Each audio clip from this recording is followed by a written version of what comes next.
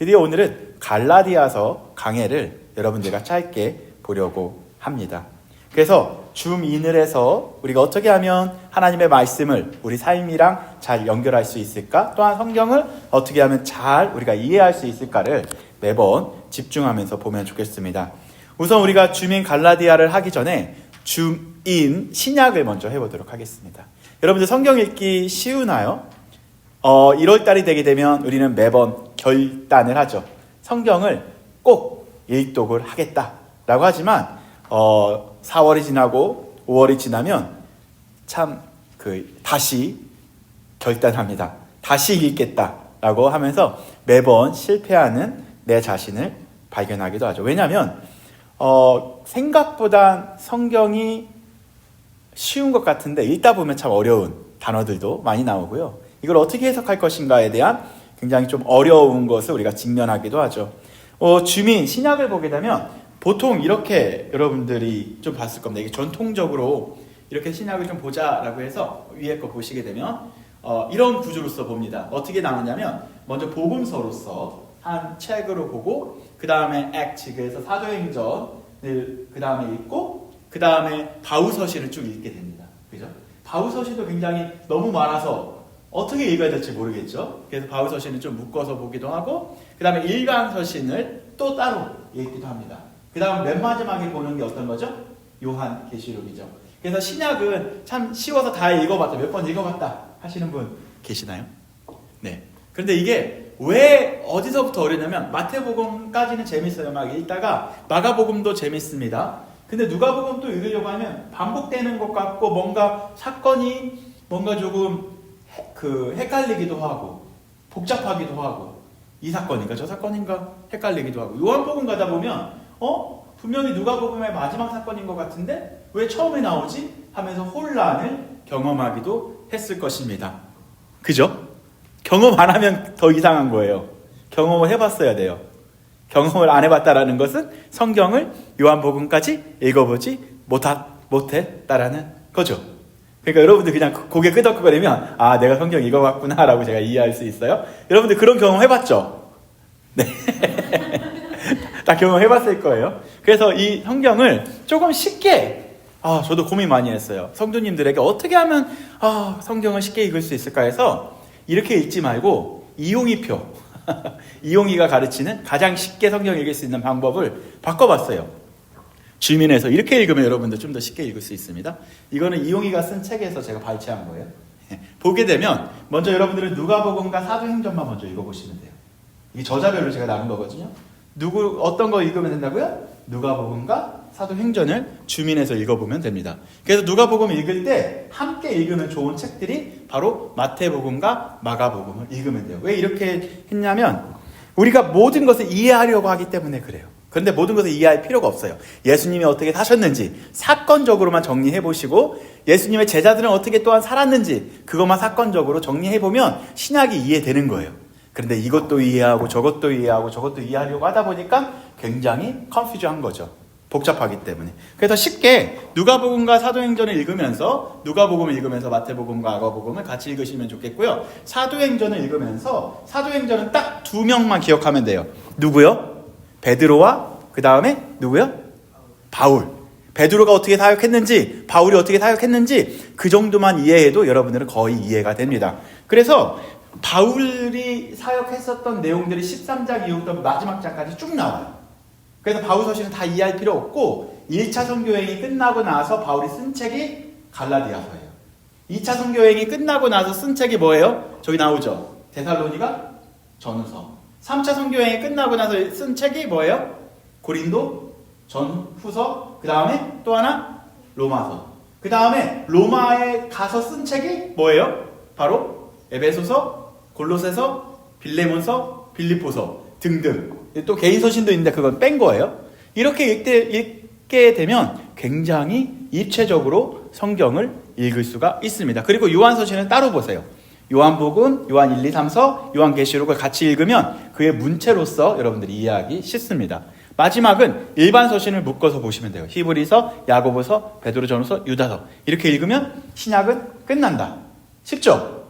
이미 마태복음부터 요한계시록까지 어떻게 읽으면 재밌게 읽을 수 있는지, 쉽게 읽을 수 있는지 여러분들에게 알려드렸습니다. 그래서 주민에서 드디어 저기 끝난 거예요. 뭐가 끝난 거예요?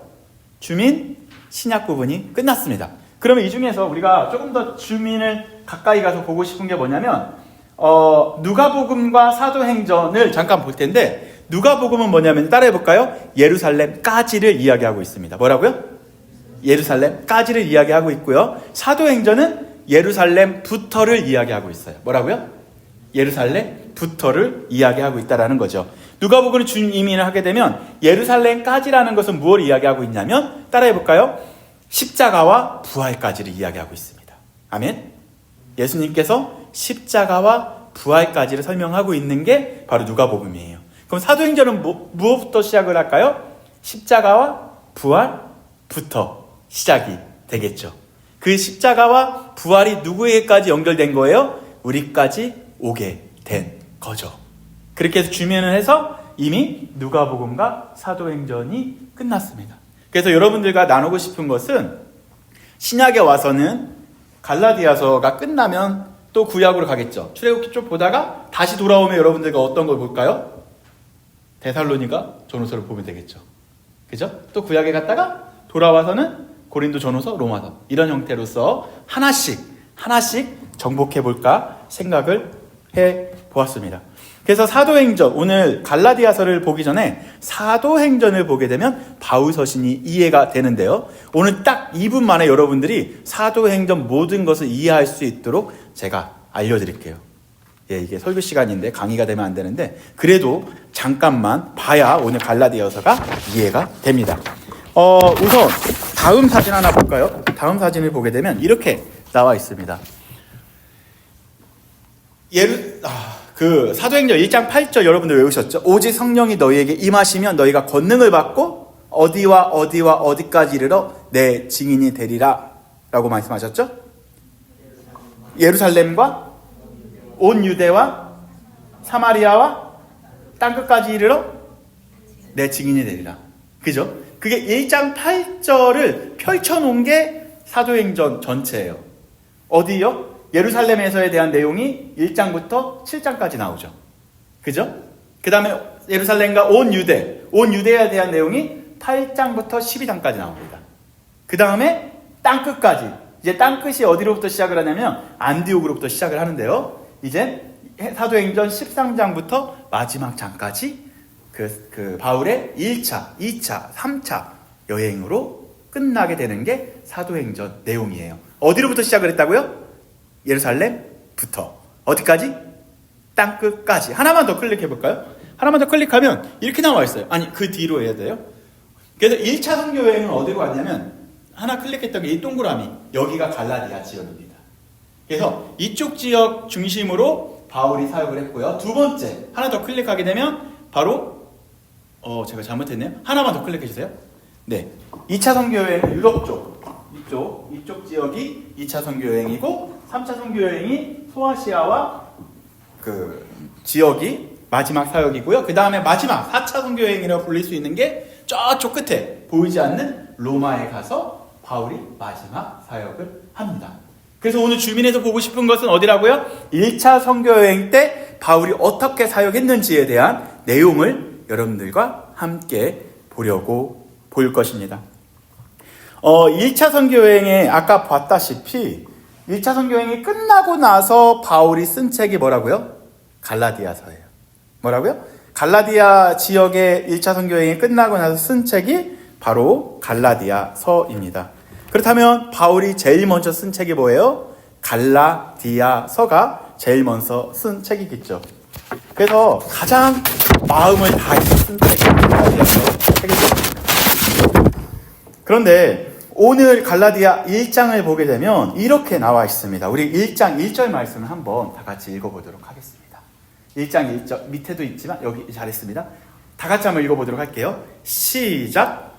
사람에게서 난 것도 아니요 사람으로 말미암은 것도 아니요 오직 예수 그리스도와 그를 죽은 자 가운데서 살리신 하나님 아버지로 말미암아 사도된 바울은, 네, 제가 성경을 읽다가 주어 부분이 이렇게 긴 건 처음 봤어요. 그죠? 지금 아직 주어가 끝나지 않았어요. 딱 주어가 1절에서 끝났어요. 이렇게 주어가 긴 문장 여러분들 본 적 있나요? 자기 자신에 대해서 어떻게 소개하고 있는 거예요? 다시 한번 읽어볼까요? 시작. 자기 자신을 소개하고 있어요. 누구에게? 갈라디아 성도들에게. 1차 선교여행 끝나자마자 자기 자신에 대해서 이렇게 소개한 거예요. 한번 소개를 들어보도록 하겠습니다. 시작. 사람에게 난 것도 아니요 사람으로 말미암은 것도 아니요 오직 예수 그리스도와 그를 죽은 자 가운데서 살리신 하나님 아버지로 말미암아 사도된 바울은. 왜 이렇게 길을까요? 네, 왜 이렇게 길을까요? 김태주 지사님 혹시 회사 어디 다니세요? 그죠? 하나 다니시죠? 그럼 모든 것이 끝나는 거예요. 소개가. 그죠? 근데 저도 예전에 사람들이 저에게 물어봐요. 용희 목사님 어디서 사역하세요? 그럼 제가 저는 어디 교회 사역합니다 라고 소개를 하면 끝나는 거예요. 그죠? 미루자면 어디서 공부해요? 유펜에서 공부해요. 그럼 끝난 거예요. 그죠? 그 소개가 할 때. 그런데 제가 1절 말씀을 보면서 어떤 생각을 했냐면 되게 슬프구나 라는 생각을 했어요. 1차 선교여행 끝나고 나서 자기가 방문했었던 교회, 자기가 세운 교회 교인들에게 자기를 소개하는데 이렇게 장황하게 소개를 했다라는 거죠. 얼마 전에 만난 성도들에게 자기 자신을 소개하는데 이렇게 장황하게 소개를 했다라는 거예요. 전에 저에게 어디서 사역합니까? 라고 물어봤을 때 안녕하세요. 저는 어디 교회를 사역하는 땡땡 이용희 목사입니다. 그러면 알겠습니다. 라고 사람들이 이해를 했는데 지금 제가 한번 소개를 해볼게요. 제가 적은 것만 소개를 할 거예요. 저를 소개할 때 교회를 먼저 소개해야 합니다. 제가 소개해 볼게요. 저희 교회는 필라델피아에 2년 전 개척을 하고 설립은 4월에 들여서 아직 2년이 안 되고 원래 파이올리 지역에 있는 미국 교회에서 예배하다가 파이올리라는 지역은 필라델피아 서쪽에서 해리스버그 쪽으로 1시간 지나가면 나오는 지역인데 그런데 작년 6월에 어퍼다비라는 지역으로 옮기게 돼서 예배를 시작하였습니다. 어퍼다비는 UCT와 파이올리 지역에 있는 지역이고 그곳에는 민경진 지사님께서 운영하는 사업장인데 홈케어의 건물에 있고 지금은 데이케어도 하는 곳을 빌려서 예배를 하고 있습니다. 무엇보다 우리는 다음 세대와 아이들과 대학생들이 많이 모이는 필라델피아에 있는 필리 뉴라이프 선교교회를 섬기는 이용희 목사입니다. 정말 장황하죠. 마치 이런 거예요. 용희 목사 어디서 교회를 사역해요? 저는 또 소개할까요? 이 장황한 게 제가 스토리가 많아서 저 자신을 이렇게 소개를 한 걸까요? 아니에요. 그죠? 저 자신을 소개하기 위해서는 정말로 많은 내용을 담아야만 저를 이해할 수 있을 거예요.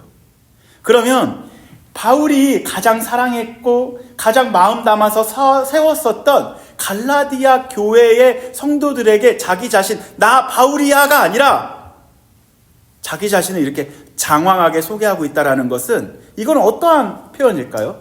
이건 바로 슬픔의 외침이에요. 절규의 외침과 같은 거예요. 다시 말해 그가 그렇게 열심히 사역하고 돌아왔는데 그곳의 사람들은 바울을 알고 있다 모르고 있다?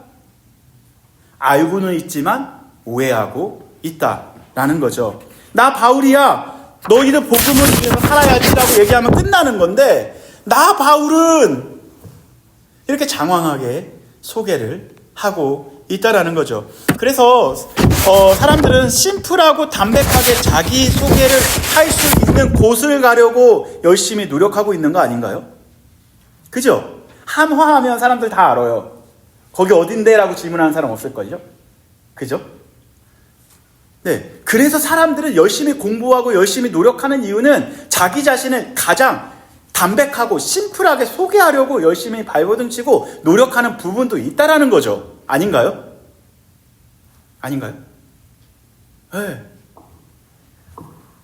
이렇게 주어가 길게 소개한다라는 건 참으로 구차하고 참으로 바울 자신이 볼 때도 좀 슬프지 않았을까라는 생각을 하면서 이 본문을 읽어보았습니다.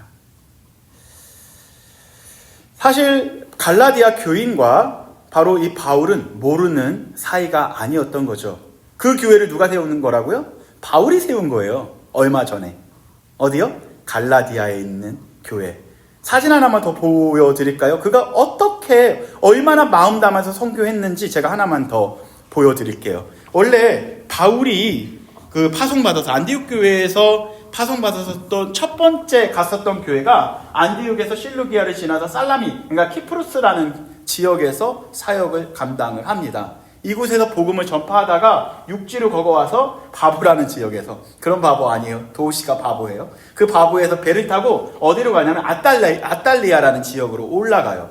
그런데 지도를 보시면 아시겠지만 아탈리아에서 버가까지가 엄청나게 산악지역이에요. 가기가 어려운, 검은색으로 해놨다라는 것은 그만큼 그 산악지역이다, 가기가 어렵다. 하나만 더 사진 보여드리자면 이런 지역을 넘어가야만 하는 상황에 도래를 합니다.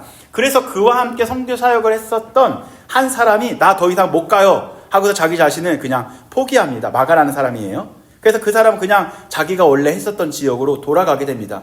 그리고 그와 함께 사역했었던 바나바와 그렇게 싸움하면서 그가 도착했었던 지역이 바로 갈라디아라는 지역이에요. 이런 산을 넘고 바다를 건너서 갔었던 지역이 바로 갈라디아라는 지역이죠. 그래서 아까 그 지도를 보게 되면 그가 가는 곳곳마다 비시디아, 안디옥 가고 이고디온, 루스드라 가서 더베 간 다음에 다시 돌아서 뺑뺑 돌아서 다시 와서 안디옥으로 돌아갑니다. 이게 1차 선교 여행의 바울의 사역의 여정이었던 거예요. 루스드라에서는요, 돌에 맞아 죽을 뻔했어요. 오히려 복음을 전하다가. 그리고 루스드라에서 돌로 치려고 했었던 사람이 끝까지 바울을 쫓아가면서 그를 그렇게 괴롭게 했었던 사람들이 그 사람들이었다라는 거죠. 그러면 바울은 지금 이 갈라디아를 사랑했어요? 사랑하지 않았어요? 복음을 위하여 열정적으로 그의 모든 것을 갈아서 넣었어요? 아니면 그냥 대충 하고 돌아온 거예요? 가장 가기 어려운 그 지역을, 아무도 복음에 대해서 단 한 번도 들어보지 못한 그들을 위하여 그는 가서 교회를 세우고 복음을 전하고 그들을 양육하고 그들에게 복음에 대해서 알려주고 돌아왔었습니다. 그런데 그렇게 열정적으로 사역했었던 선교지에서의 피드백이, 그가 원했었던 피드백이 안 돌아왔었던 거예요. 복음만이 여러분들을 살릴 수 있어요 라고 갈라디아에서 얘기했는데 갈라디아 교인들은 혼란을 겪고 있습니다. 오히려 그렇게 복음을 위해서 알려졌었는데 뭘 질문하고 있냐면요, 그래? 바울이 누군데? 라고 또 질문을 하는 거예요. 바울이 율법에 대해서 잘 몰라 라고 교인들이 이야기를 하고 있다라는 거죠. 뿐만 아니라 바울 사도 맞아? 사도라는 것은 예수님께 직접 배운 사람을 이야기할 때 쓰는 표현이 사도입니다. 내가 볼 땐 그는 사도 아니야 라고 이야기하면서 혼란을 겪고 있는 지금 상황이 갈라디아의 상황이라는 거죠. 목숨 걸고 마음 담아 선교한 곳에서 받은 피드백은 바로 어떤 피드백이었다고요? 그가 원했었던 피드백이 아니었었다라는 거죠. 저는 얼마 전에 기분이 되게 좋았었던 적이 있습니다. 언제였었냐면 작년이긴 했는데요. 그 유펜, 그 민우자매 이게 팬 소리에서 노래한다고 해서 저 그냥 열심히 갔어요. 도착을 했는데 모르는 한 청년이 저에게 와서 안녕하세요 목사님, 그 한마디가 저에게 굉장히 큰 위로였었어요. 뭐였었냐면 저는 모르는 분인데 그 친구가 저를 알더라고요. 그러니까 제 원래 어깨가 좁은데 어깨에 빵을 2개 정도 놓은 것처럼 이게 이렇게 하고 그쪽에 들어가게 되더라고요. 사람은 단순해요. 특히 남자들은 더 단순해요. 여러분들 연애할 때 남자들은 인정만 해주면 돼요. 그냥 잘한다 해주면 돼요. 남자들은 그냥 사랑 많이 해주면 되는 거고요. 네. 그런데 딱 들어갔는데 나를 알아보는 청년이 있어? 라는 게 굉장히 큰 위로였었던 거죠. 큰 힘이었었던 거죠. 그만큼 그냥 가서 알아봐 준다라는 것이 얼마나 큰 위로고 격려인지는 모르겠지만 바울은 그토록 정말 아무도 이렇게 교회를 세우지도 않는 복음의 그 광활한 그런 광야와 같은 곳에 교회를 세웠는데 그 성도들은 오히려 바울에 대한 위구심을 풀으면서 오히려 사도 맞는지, 그가 가르친 복음이 맞는지에 대해서 계속 퀘스천만 한다라는 거죠. 이 설교를 준비하면서 이 생각도 했어요. 제가 가장 열심히 사역했었던 적이 언제 있을까 하니까 제가 30대에 사역했었던 곳이더라고요. 그래서 30대에 사역했었던 곳에서 정말로 저의 젊음을 갈아서 정말로 새벽에 나가서 밤 10시에 돌아가는 게 제 인생이었던 거죠. 자녀들에게 미안하지만 자녀들 기저귀 제대로 못 갈아주면서 그렇게 영혼 살리려고 발버둥 쳤었던 지역이 에서 사역을 했었습니다. 근데 어젠가 그제 이젠 한 그 안수지사님이 저에게 말씀해 주셨는데 그러지 않아도 목사님 이야기 어제 이야기 나눴었어요. 우리 모였을 때 뭐 여러 가지 이야기를 하면서. 근데 그때 4년 전에 떠났는데 나를 기억해 주는 사람이 한 사람이 있다라는 것이 저에게 굉장히 큰 위로였고 굉장히 좋은 되게 잠이 안 올 정도로 굉장히 기분이 좋더라고요. 그런데 바울은 갈라디아라는 지역에서 자기의 젊음, 자기의 인생 첫 번째 교회잖아요. 그 교회에서 자기의 모든 것을 던져서 그들에게 복음을 전했는데 그 아웃풋은 뭐예요? 바울이 누군데? 난 그 얘기 못 듣겠어. 복음이 뭔데? 나는 그가 가르친 거 안 들을래? 하는 게 그의 피드백이었다라는 거죠. 나 바울이야 한마디면 그가 증명이 됐어야 되는데 그를 증명하기 위하여 이렇게 장황하게 자기 자신을 소개하고 있습니다. 갈라디아 교회를 위해 돌에 맞고 산을 넘고 목숨을 걸고 세웠는데 그의 피드백은, 그곳에서의 피드백은 결코 좋은 피드백이 아니었다라는 거죠. 사랑하는 성도 여러분들, 여러분들이 정말로 인풋을 한 만큼 아웃풋이 안 나온 경우도 있습니다. 열심히 노력한 만큼 결과가 돌아오지 않을 수도 있다라는 거죠. 그게 인생 같아요. 저는 영어 공부하면서 그런 거 많이 느낍니다. 열심히 노력을 하는데 여전히 제자리 걸음도 아닌 뒤로 후퇴하는 내 자신을 경험하면서 와, 이건 아니다 라는 생각을 했을 때도 있습니다. 그만큼 열심히 노력한 만큼 결실을 얻어야 되는데 얻지 못할 경우가 많을 때 여러분들은 어떤 마음이 들겠습니까? 갈아놓고 사역을 했는데 그곳에서 나온 피드백은 그 친구가 뭔데, 그가 가르친 복음이 뭔데 난 잘 모르겠어. 그런 피드백이라면 여러분들은 어떠한 생각이 들겠습니까?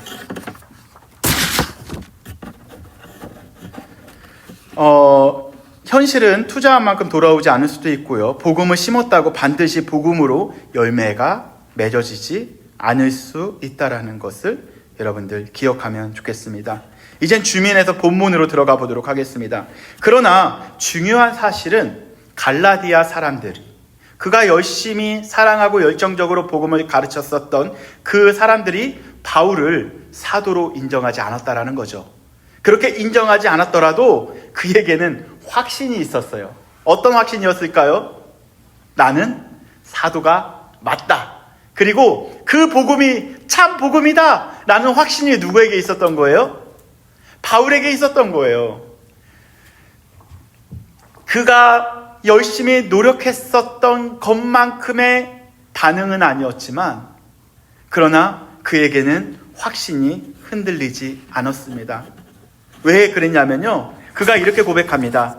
내가 사도인 것은 사람을 통하여도 아니고 그리고 또한 예수 그리스도를 통하여 나는 하나님을 통하여 사도가 된 사람이다 라고 이야기하고 있습니다. 환경과 판단에 그가 좌지우지되지 않았다라는 거죠. 그는 오롯이 어디에 붙잡혀 있었던 사람일까요? 바로 하나님의 시각에 붙잡혀 있던 사람입니다. 또한 그는 복음에 붙잡혀 있던 사람입니다. 세상 사람들은 그를 때리고 인정하지 않았더라도 그를 인정해주는 한 분이 계셨다라는 거죠. 그분이 바로 예수 그리스도셨고 바로 하나님이셨다라는 거죠. 주민에서 바울을 넘어 여러분들을 보십시오. 인생을 살면서 내가 한 만큼 결과가 나오지 않을 수 있습니다. 내가 노력한 만큼 열매를 맺지 못할 수도 있다라는 거죠. 내가 기독교인으로 열심히 살아도 오히려 무언가 하나님의 그런 도우심을 그리고 또 막 반짝하는 그러한 경험을 못할 수도 있을 것입니다. 그러나 실망하지 마십시오. 흔들리지 마십시오. 바울도 그만큼 노력한 만큼 반응이 있지 않았고 아웃풋이 있지 않았습니다. 그가 흔들리지 않았었던 이유는 바로 복음이 그를 붙잡고 있었기 때문에 그렇습니다. 그리고 그러한 복음이 자기를 지탱해주고 있기 때문에 지금 갈라디아에 살고 있는 교인들에게 흔들리고 있는 복음이 무엇일까에 대해서 흔들리고 있는 그들에게 너희들 흔들리지 마라. 너희들을 붙잡아줘야 되는 것이 바로 복음이야 라는 것을 알려주고 싶어서 쓴 책이 뭐라고요? 갈라디아서인 거예요. 와, 원수와 같은 자기를 알아주지도 않는 배은망덕한 그런 사람들에게 아니야, 내가 너희들을 붙잡아주지 못한다고 할지라도 복음이 너희를 붙잡아줄 거야. 그래서 그 복음을 요약해서 복음의 정수만 남긴 것이 갈라디아서예요. 원래 복음의 정수를 사람들이 로마서라고 이야기하는데 이게 더 복음을 짧게 요약한 것이 갈라디아서입니다. 시급성이 있었던 거예요. 너희들 조금만 더 가면 너희들이 지금 알고 있는 것이 잘못된 거야 라는 것을 알려주기 위해서 최대한 자기가 만난 복음, 자기가 알고 있는 복음, 자기를 붙잡아주고 있는 복음에 대해서 짧지만 강력하게 쓴 편지가 바로 갈라디아서라는 거죠. 우리도 이렇게 기억하면 좋겠습니다. 우리는 이 땅에 살아가고 있지만, 이 세상의 사람이지만, 우리는 세상의 사람이기 이전에 바로 하나님의 사람임을 여러분들 기억하면 좋겠습니다.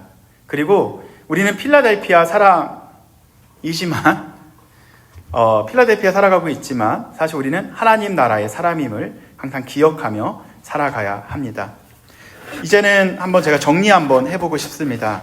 어떤 거냐면요, 바울이 그 갈라디아를 쓰고 있는 이유, 오늘 결론 부분으로 한번 다 같이 가면 좋겠는데요. 겸손히 몸에 밴 그 바울은 오히려 많은 사람들에게 자기에게 와서 자기를 본받으라고 이야기합니다. 자기가 잘나서 자기를 본받으라고 한 것이 아니고 그가 어떻게 살아가냐면 바로 복음에 붙잡힌 바 된 사람으로 살아가고 있는 그 모습을 본받으라고 많은 사람들에게 이야기하고 있죠. 이젠 결론으로 가도록 하겠습니다. 바울이 환경에 흔들리지 않았었던 이유는 왜 그랬을까요? 바로 복음이 그를 붙잡고 있었기 때문입니다. Paul was not shaken by circumstance because the gospel was holding him firmly. 그는 갈라디아 교회를 위해 험한 산을 넘어갔고요. 또한 그곳에서 복음을 전했고요. 그곳에서 자기의 인생을 던졌는데 그곳에서는 환대가 아니라 오히려 돌이 그를 기다리고 있었습니다. 그리고 또한 그는 그 돌에 맞아 죽을 뻔하기도 하였습니다. He crosses harsh mountain to preach the gospel to the Galatians churches. And there he was nearly stoned instead of being welcomed. 그럼에도 불구하고 바울은 그들을 향한 열정과 사랑은 식지 않았던 거죠. Yet his passion and love for them never faded. 그러나 그곳에서 들려오는 소식은 복음이 아닌 다른 복음에 흔들리고 있다라는 불신의 내용들로 가득 차 있었습니다. However, the news he heard was filled with disbelief, as believers were being shaken by different gospel. 그가 그 안타까운 마음으로, 아니야, 너희들 복음에 붙잡혀 살아가야 돼. 그 안타까운 마음으로 기록한 편지가 바로 갈라디아서라는 거죠. Out of that sorrowful heart, he wrote the letter to the Galatians. 여러분들 한번 이거에 좀 주목하면 좋겠습니다. 이 편지는 사실상 갈라디아 교회에게 바울이 쓴 편지입니다. 그러나 이걸 조금 더 주민해서 깊이 가다 보면 지금 이 시대를 살아가고 있는 우리에게 예수 그리스도께서 쓰신 그리스도의 복음의 메시지이기도 합니다. 우리를 향해서 그 험한 곳을 넘어오시고 우리를 대신하여 돌에 맞고 죽음에까지 이르러까지 그 복음을 알려주시고자 하시는 예수 그리스도의 마음이 담겨져 있다라는 거죠. Thus address to the Galatian church is truly the gospel message of Jesus Christ spoken to us today. 이 복음을 갈라디아 1장부터 마지막 장까지 한 구절로 요약한다면 저는 오늘 본문 갈라디아서 1장 4절이라고 말할 수 있을 것 같습니다. If we were to summarize the gospel is one verse, it ought to be Galatians chapter 1 verse 4. 우리가 마지막으로 그 말씀을 함께 읽고 함께 기도하는 시간을 갖도록 하겠습니다. Let's read this passage and let's pray. 다 같이 한번 1장 4절 말씀을 읽어볼까요? 갈라디아에서 줄이고 그 성도들에게 정말로 한 구절만 하나만 이야기하라면 바로 이 이야기를 하고 싶었던 거죠. 다 같이 읽어볼까요? 시작. 그리스도께서 하나님 곧 아버지의 뜻을 따라 이 악한 세대에서 우리를 건지시려고 우리 죄를 대속하기 위하여 자기 몸을 주셨으니. 아멘. 예수 그리스도께서 이 악한 세대, 사실상 우리가 죄인이잖아요. 악한 이용이를 위하여 나를 대속하기 위하여 우리에게 오신 사건, 그걸 복음이라고 이야기할 수 있겠죠. 많은 사람들은 여전히 이 복음에 대해서 모호하게 생각을 합니다. 그러나 복음은 추상적이지 않습니다.